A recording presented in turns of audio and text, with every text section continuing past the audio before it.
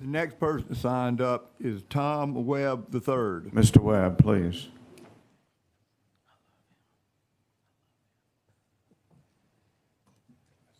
Right. Yeah. Got a couple things to talk about. 9/11 first. So the anniversary of that dreadful event was Sunday, 21 years. I think we should definitely honor the first responders and never forget the great amount of death that occurred. But it's that event is loaded with twists and turns and intrigues, and I don't think the full story has been told. A lot of other people don't either. Architects and engineers have looked into this thing. There is a website where you can find some of that. I'm not sure about it. I don't use a computer, but I've heard about it. So all these years, they have been trying to figure out what happened and convince people that we don't have the truth. So we're more distrustful of government than we were 21 years ago. I think much more distrustful, with good reason. So I'm not going to tell you what happened, what brought down the Twin Towers, but I will tell you something about Building 7. It was across the street, and it wasn't hit by a plane. It's 47 stories high, a very big building, almost as long as a city block. Supposedly, it housed information that would have been used in prosecution of various financial crimes and maybe other things, all gone now, of course, buried in the rubble. But Building 7 was owned by Larry Silverstein, and he leased Twin Towers. So there was a connection. The Building 7 stood for 7 hours after the Twin Towers went down. It had a little bit of fire in it, probably some debris from the Twin Towers knocked out some windows and introduced a little bit of fire. According to this little book, they were about like office fires. They weren't great, huge, raging infernos. So Building 7 stood and stood and stood and then finally collapsed on its own foundation, just like a demolition would. So the question is, of course, what happened? And I'd say it's the handle on the whole thing up there.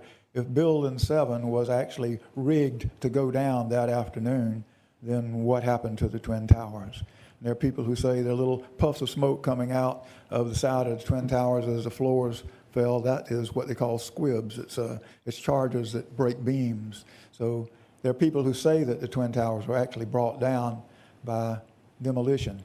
I don't know, but there's so much intrigues about it that it's likely that we have not gotten the truth yet. And Building 7, there's no real explanation of why it went down. It was not hit by a plane. This book is put out by the University of Alaska Engineering Department. There was a government investigation of Building 7 and why it collapsed 7 years after the event. Funny, there's a lot of sevens in this.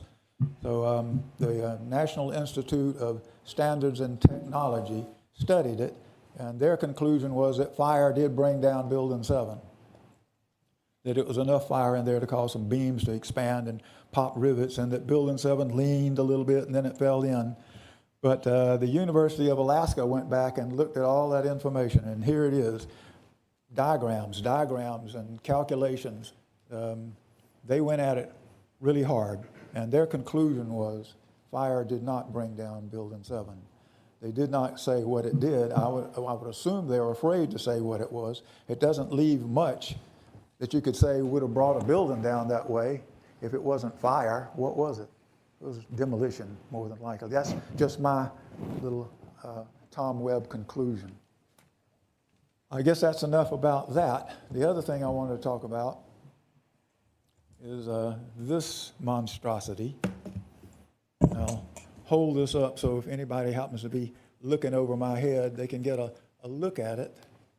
It's approximately 0.2 million words, diagrams, information about us and how to manage us. It's called a comprehensive plan. It's the one that we're under right now.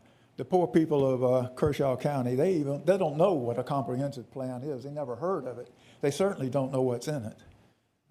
I would say, as I was a kid, there used to be a radio program that came on, and one of the things they said to introduce the program is, who knows what evil lurks in the hearts of men? So Nobody here probably ever heard of that but me. Well, maybe a few of you older gentlemen. But I would say, what evil lurks in the 0.2 million words in a comprehensive plan? It's a way to manage us without us even knowing what happened to us. It's bad enough that we get time after time, month after month, we get new ordinances that we're supposed to accept. But this thing comes at us like a storm, like a snowstorm of words and paper dropped on our heads. And a lot of it, I guess, is good, but it's like so many things that might be good, a two-edged sword. If the angels were in charge, it would be a good thing, but if devils are in charge, it's a bad thing. And I think a lot of us are seeing an awful lot of devils these days. So I wish that you would ban this 10-year plan. 10-year plan, it sounds like something that the Soviet Union used to do, 10-year plans and 5-year plans to manage us. I wish you would ban this 10-year plan, but if you can't, if it's mandated, there might be a way to get a real good bargain. It seems that Council has hired an outside firm to give us a comprehensive plan, and who knows what evil lurks in their hearts. Even will it be all from this country? Will Brussels be involved? How many rules and regulations that come from other states? To me, it's an abomination.